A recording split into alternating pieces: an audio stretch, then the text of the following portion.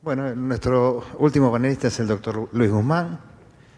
Luis, para los que no lo conocen, ha sido residente, jefe de residentes de cardiología en el Instituto Cardiovascular, staff de cardiología intervencionista en la Cleveland Clinic, después volvió a ser staff de cardiología intervencionista en el cardiovascular y ahora es el jefe del departamento de cardiología intervencionista de Luis. De la Virginia Commonwealth University en Richmond. Así que bueno, Luis es un amigo que cada vez que puede viene a darnos una charlita y este año nos va a hablar de este tema que también nos parece muy importante. Bueno, muchas gracias, Marcelo. El tema creo que es importante.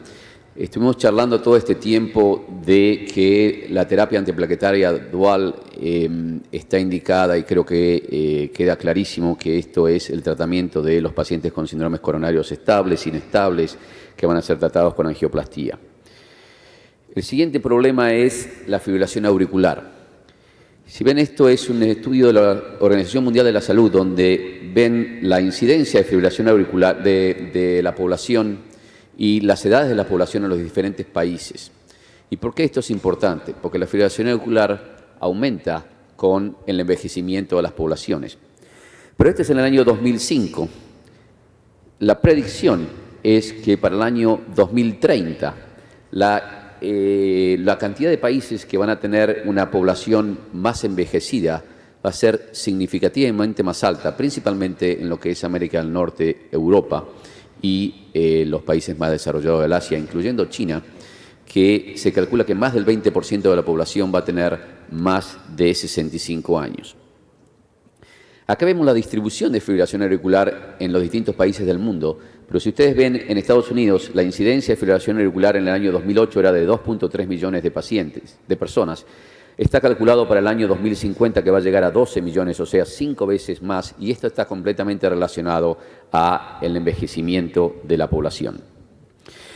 Todos sabemos que la fibrilación auricular está asociada con la incidencia de accidente cerebrovascular y de acuerdo a las clasificaciones que utilicemos, la incidencia de accidente cerebrovascular incrementa y por ello utilizamos anticoagulantes. Anticoagulantes orales, el tratamiento de estos pacientes no es aspirina. Si ustedes ven el metaanálisis de todos los pacientes tratados con aspirina, casi no hay disminución con respecto al placebo.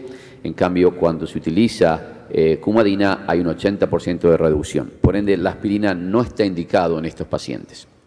Entonces, ¿qué pasa? Sabemos perfectamente que tenemos que darle tratamiento antiplaquetario doble a los pacientes con angioplastía o a los pacientes con síndromes coronarios agudos y sabemos perfectamente que tenemos que darle anticoagulantes orales a los pacientes con fibrilación auricular.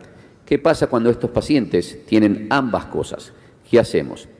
Y vamos a tratar de pensar juntos qué es lo que debemos hacer en estos pacientes porque hoy por hoy creo que lo podemos poner en lo que se llama el arte de la medicina. ¿Qué hacemos en estos pacientes? Y voy a tratar de que pensemos qué hacer. La data no está todavía disponible y no creo que pueda ser una información que sea aplicable a cada paciente, una información que sea aplicable a todos los pacientes, sino que vamos a tener que pensar un poco. La primera pregunta es, ¿necesitamos anticoagulantes en este tipo de población que recibe una angioplastía coronaria y tiene fibrilación auricular? Y acá vemos cómo aquellos pacientes que tienen anticoagulación única versus los que tienen aspirina sola, clopidogrel solo, aspirina, clopidogrel, y cuando vamos a las terapias dobles que incluyen anticoagulación, recién ahí vemos que se disminuye o se equilibra la incidencia de accidente cerebrovascular. Por ende, ni la aspirina, ni el clopidogrel, ni la asociación de los dos es igual a la cumadina y necesitamos tener cumadina asociado a algún antiplaquetario. O sea que la primera pregunta es si necesitamos los anticoagulantes, por ende para disminuir los eventos isquémicos, principalmente de accidente cerebrovascular, necesitamos anticoagulantes. ¿Podemos hacer terapia triple? Este es el mismo registro que tiene muchos miles de pacientes y aquí comparamos la incidencia de sangrado en aquellos pacientes que tenían anticoagulantes solo, aspirina sola, clopidogrel solo Y a medida que vamos aumentando el grado de anticoagulación y antiagregación, vemos como la incidencia de sangrado se hace 4 veces más alta. Por ende, podemos decir que los anticoagulantes son necesarios para disminuir los eventos agudos isquémicos, principalmente el accidente cerebrovascular, pero la terapia triple está asociada a un incremento de 4 veces del sangrado. ¿Qué hacemos entonces? Hacemos terapia triple por algún tiempo, y si es algún tiempo, ¿por cuánto? Hacemos terapia doble. Si es terapia doble, ¿con qué antiplaquetario? Sacamos la aspirina, sacamos el clopidogrel, damos alguno de los antiplaquetarios nuevos. Y lo otro es por cuánto tenemos que hacer terapia doble y qué pasaría después de esa terapia doble. Y la última pregunta es, ¿cuál es el rol de los nuevos antiagregantes plaquetarios? Este estudio me parece un estudio que brinda un montón de información. Si bien es un registro, creo que nos da un montón de información. Si ustedes vean acá la incidencia de eventos isquémicos, ya sea infarto o muerte cardíaca, la incidencia de accidente cerebrovascular y el sangrado y la mortalidad total, lo que está por encima de la línea horizontal significa que les va peor, y lo que está por abajo de la línea horizontal significa que les va mejor. Si ustedes ven, cuando se hizo terapia triple, la incidencia de eventos isquémicos, terapia triple, la incidencia de eventos isquémicos, terapia doble con ¿cuál es este? Con aspirina, la incidencia de eventos isquémicos fue igual que la terapia triple, pero si le sacamos y si lo dejamos con clopidogrel, la incidencia de eventos isquémicos disminuyó significativamente, tanto de infarto como de accidente cerebrovascular, pero también disminuyó la incidencia de sangrado con respecto a la terapia triple. Si utilizamos terapia con aspirina, sin embargo, vemos como la mortalidad global aumenta y es la única terapia que disminuye los eventos isquémicos, los eventos de sangrado y los eventos de mortalidad es la asociación con clopidogrel y un anticoagulante. De vuelta, esto es un registro retrospectivo. ¿Tenemos alguna data prospectiva de que esta asociación doble sea lo mejor para los pacientes? El estudio WASP evaluó esto, en lo cual se comparó terapia triple versus terapia doble con clopidogrel y sin aspirina. Y este estudio mostró muy parecido a lo que le mostré hace un ratito, en el cual la incidencia de eventos de sangrado fue muy superior con la terapia triple, pero a su vez hubo una disminución de los eventos isquémicos con la terapia doble con anticoagulante y clopidogrel y sin aspirina.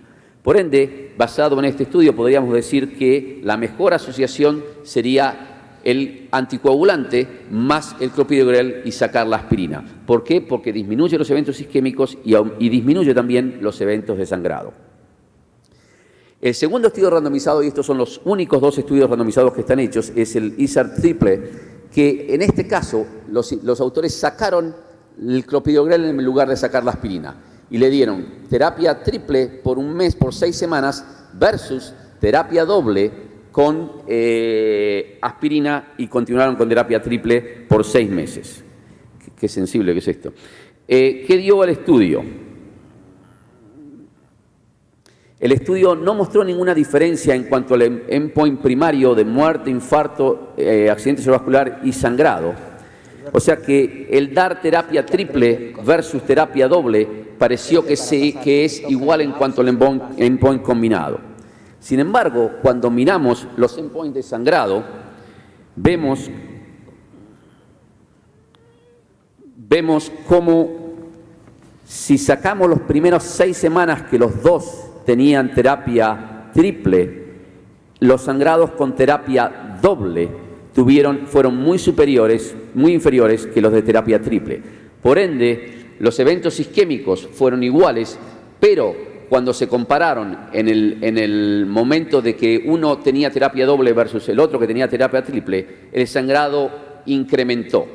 O sea que sacar un antiagregante plaquetario, ya sea aspirina o clopidogrel, parecería ser mejor que dejarlos y parecería, basado en la poca experiencia, en la poca información que tenemos, que el clopidogrel sería mejor que la aspirina porque disminuye aún más los eventos de sangrado que el mantener la aspirina. La siguiente pregunta es si podemos utilizar los nuevos antiagregantes plaquetarios. Y este estudio demuestra que hay un incremento muy significativo en los riesgos de sangrado si utilizamos el prasugrel en lugar del clopidogrel. Por ende, en este contexto, terapia triple con prasugrel está contraindicado y es una clase 3 para la utilización de estas drogas en este contexto. ¿Por cuánto tiempo tenemos que hacer la terapia triple? ¿Por cuánto tiempo tenemos que hacer la terapia doble? Esto es, quiero que pensemos un poquito. En pacientes con fibrilación auricular, sabemos que los scores de riesgos pueden determinarlos cuánto es el sangrado de cada uno de este grupo de pacientes de acuerdo al CHA2DS y los riesgos de sangrado. Por ende, cada paciente que tiene un riesgo más alto, el riesgo de sangrado es superior. ¿Cómo invincamos la información del riesgo de sangrado en los pacientes con fibrilación auricular versus los riesgos isquémicos versus los riesgos de sangrado en la terapia antiplaquetaria doble? Y para esto quiero que ustedes entiendan qué pasa con cada uno de los eventos según la presentación del paciente. Si el paciente entra con un accidente, con un síndrome coronario agudo, vemos que la mayoría de los eventos ocurren en los primeros 180 días, pero siguen en el tiempo con una incidencia muy alta. Pero si el paciente se presentó con un síndrome coronario estable y tuvo una angioplastía, la mayoría de los eventos ocurre en el hospital y en los primeros 30 días y no más de ahí. ¿Qué pasa con el sangrado? El sangrado ocurre al principio durante el procedimiento y después se mantiene estable en el tiempo de acuerdo al tratamiento que hacemos. ¿Qué pasa con los pacientes con fibrilación auricular y anticoagulantes? La incidencia de sangrado se va para arriba de acuerdo al score de CHA2DS y los de sangrado. Por ende, tenemos que subir la curva de sangrado hacia un nivel más elevado. Y de aquí podemos saber que la incidencia... ¿Esto funciona o no? No. Que el área de mayor riesgo de este paciente, si tiene un síndrome coronario estable, es durante los primeros 15-20 días y no más adelante. Si tiene un síndrome coronario inestable, las curvas se cruzan alrededor de los 100 días. Por ende, 30 a 60 días antes y 30 a 60 días después, estos pacientes tendrían mayor riesgo de sangrado versus mayor riesgo isquémico. Y por supuesto, después de los 6 meses, la curva de eventos isquémicos baja significativamente versus la curva de sangrado se mantiene estable. De esta manera podemos ver en dónde se ubica nuestro paciente. ¿Y cómo sabemos dónde se ubica nuestro paciente? Sabiendo los predictores isquémicos versus los predictores de sangrado. Si ustedes ven en la derecha, los predictores isquémicos tienen cierta semejanza a los predictores de sangrado. Por ende, es un poco complejo decir que es solamente uno o el otro. Lo que hice acá es sacar aquellos que son más para el lado isquémico versus más para el lado de sangrado. Y si pensamos en esto, podemos decir si nuestro paciente va subiendo en la curva de sangrado o nuestro paciente va subiendo en la curva de riesgo isquémico. Entonces acá tenemos el paciente que les dije al principio que es igual en isquémico y sangrado. Si le aumentamos el riesgo de sangrado, vemos como la ventana de beneficio de la terapia triple se va acortando y la ventana de riesgo de terapia triple se va aumentando. Si por el contrario a este paciente le aumentamos la ventana de riesgo isquémico, la curva se va para arriba y entonces la ventana de terapia triple se va prolongando y la ventana de terapia doble se va disminuyendo o el riesgo de sangrado es menor. Si pensamos de esta manera, es posible que podamos decir cuál es la mejor terapia para cada uno. Parece confuso, pero la verdad que no hay un tratamiento para todos. Este es un estudio que me pareció muy importante. No, pero lo que yo necesito es un pointer, no avanzar, retroceder, para eso estoy bien. Que me pareció muy importante. Este es un registro de 9.000 pacientes y quiero que entiendan esto porque esto es muy importante. Durante los primeros 30 días de un procedimiento, estos son los riesgos de los pacientes. Esto es 11 veces más mortalidad para el paciente que tiene una stent trombosis, solamente 2 veces más mortalidad si tuvo sangrado y 2 veces más mortalidad si tuvo un infarto comparado con el que no tuvo eventos. Por ende, durante este periodo de tiempo de 30 días, tenemos que disminuir la incidencia de trombosis del stent. ¿Qué pasa a los 6 meses? El tamaño del cuadradito es la cantidad de eventos y a dónde cae en la curva es el riesgo de mortalidad. La trombosis del stent es más riesgosa en mortalidad, pero la incidencia es muy pequeña. Y la incidencia de infarto agudo en los primeros 6 meses después de los 30 días es más pequeña aún. Por ende, los riesgos de isquemia en este periodo de los 30 a los 6 meses son más bajos y los riesgos de sangrado se mantienen igual porque no hemos cambiado el tratamiento antiplaquetario o anticoagulante. ¿Qué pasa a los 12 meses?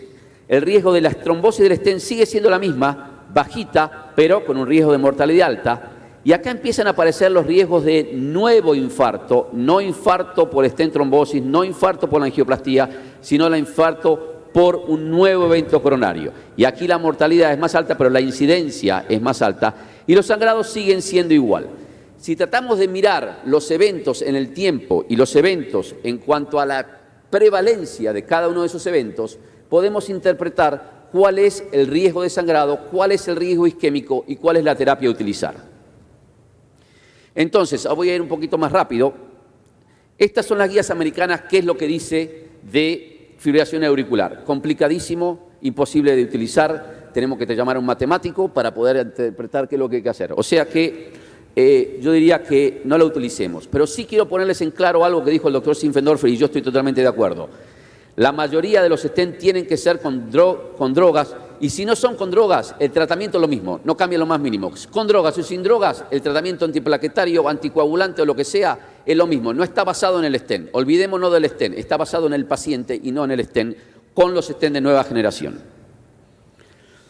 Hay 3 estudios randomizados que se están haciendo con los nuevos anticoagulantes, lo cual no hay evidencia todavía. El estudio Pioneer va a ser presentado dentro de muy poquito. El estudio Redual también estudia los nuevos antiagregantes plaquetarios, los nuevos anticoagulantes, y el estudio Augustus también evalúa uno de los nuevos que van a ser presentados en los próximos años.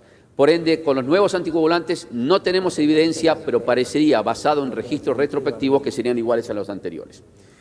¿Qué hago entonces para resumir todo lo que hablé? ¿Qué stent? Primero tenemos que definir si la angioplastía está indicada. Si está indicada, la hacemos. Si no está indicada, es mejor no hacerla. Yo creo que el stent de bare metal no está indicado en casi ningún paciente. Si tienen o si van a utilizarlo por este concepto de la fibrilación auricular, no es necesario utilizarlo. Los stent de segunda generación son los indicados.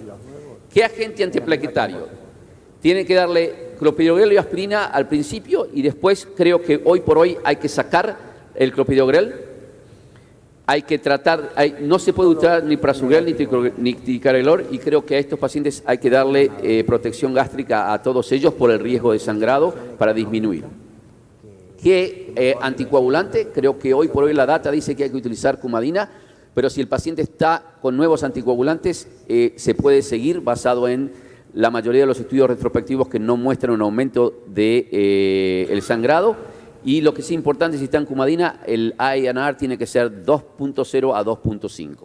¿Por cuánto tiempo triple? Creo que hay que utilizar lo que yo les expliqué hace un rato, el riesgo del paciente, sin lugar a dudas, los primeros 30 días a todos, y de ahí en adelante hacer el riesgo del paciente. Creo que la gran mayoría no necesita más de 30 días, pero si el paciente tiene un alto riesgo isquémico, enfermedad coronaria muy avanzada, procedimiento muy avanzado, creo que lo podemos prolongar hasta 3 meses sin mayores riesgos si el riesgo de sangrado es bajo. ¿Qué terapia anticoagulante doble? De vuelta con clopidogrel, parar la aspirina y seguirlo por 6 meses hasta 12 de acuerdo al riesgo de sangrado del paciente, creo que a 6 meses a todos y hasta 12 en algunos. Después de los 6 meses hay que volver a lo anterior, que era lo que tenía el paciente, fibrilación auricular, tiene que tener un anticoagulante oral único y no asociarlo con aspirina, salvo en algunos pacientes con riesgo isquémico muy alto. Muchas gracias.